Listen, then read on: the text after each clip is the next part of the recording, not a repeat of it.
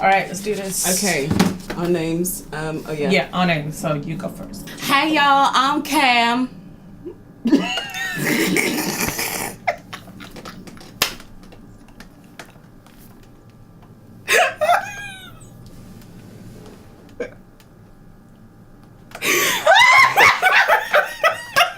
Oh yeah. Okay. All right. Hey, I'm Kym. What? That's literally my name. No, yeah. Hey, I'm. It's just like growling. You're overcompensating. Hi.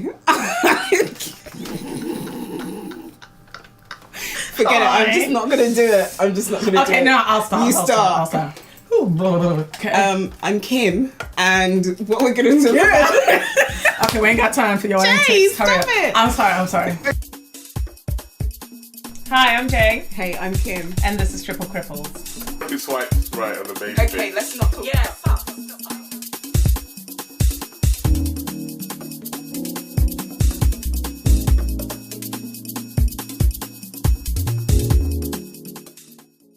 We're going to be talking about being disabled and going to the gym. I've got really good stories. At one point I was working in a gym because I did the instructability program, which was where they were trying to train disabled people to become fitness instructors. That's dope. And it was one of the best courses that I've ever done. Should I tell you why? Because I didn't even wait for you to answer. But yeah, should I tell you why? Yes, I will tell you.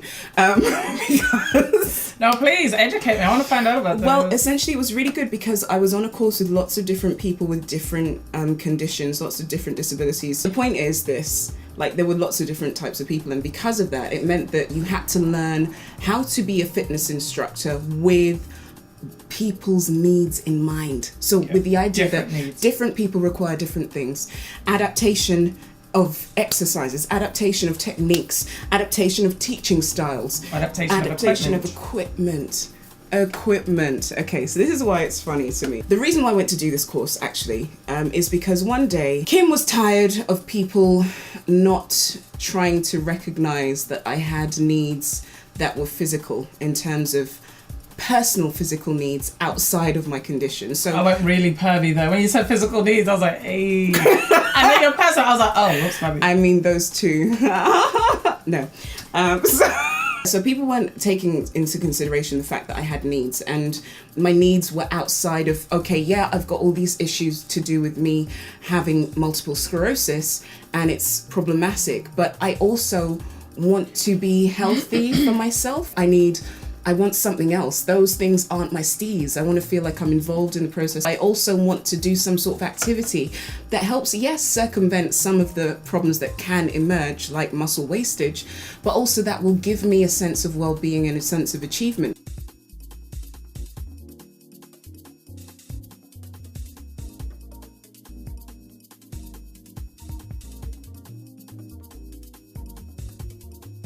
So I thought I'd go to my local gym.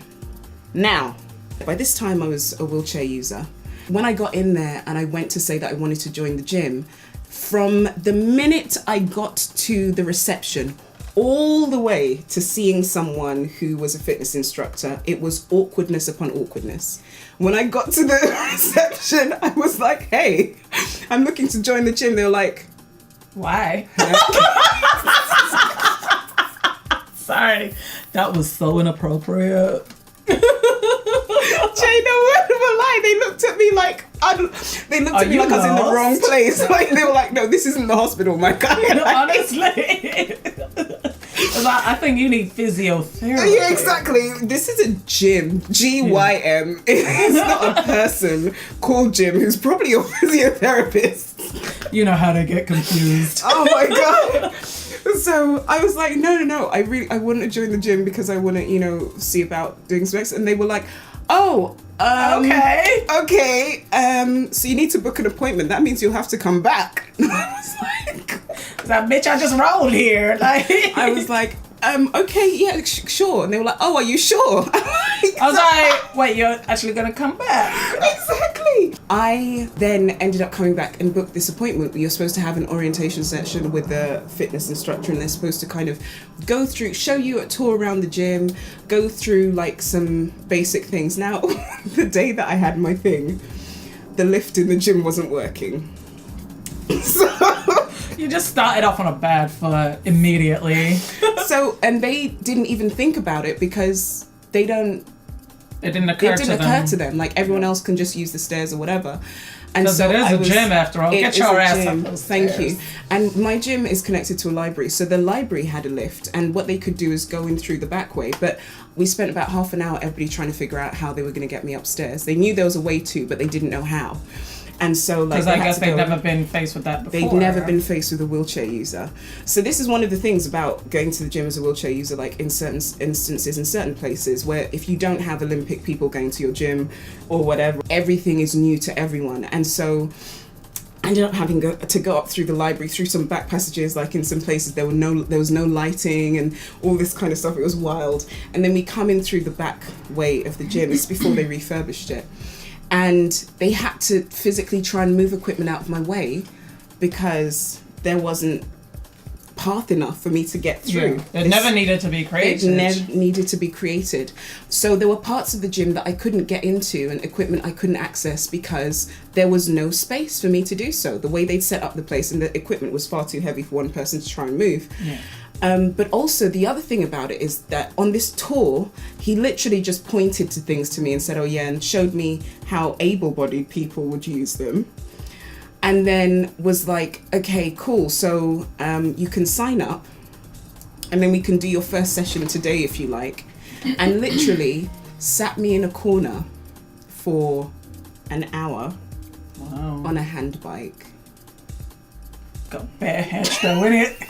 Like, the legs withered away, but When them he arm asked muscles. me, but you know what, Jay, when he asked me what I wanted to do, I'd said, you know, I'd like to kind of start building up strength in my legs again, or at least get them moving somehow. And then he looked down at the wheelchair and be like, no, we ain't going to do that. But having that experience of being sat in the corner and someone being like, I don't know what to do, and so just pushing you in a corner. Yeah. Because it's only, as I'm exaggerating slightly, because he didn't sit me in the corner for an hour on the handbike. He sat me in the corner for 20 minutes not doing anything. Then I had to go and ask him what it was I could do, because what was my program, because they're supposed to write you a program. Yeah. That is what my program consisted of, just sitting on a handbike.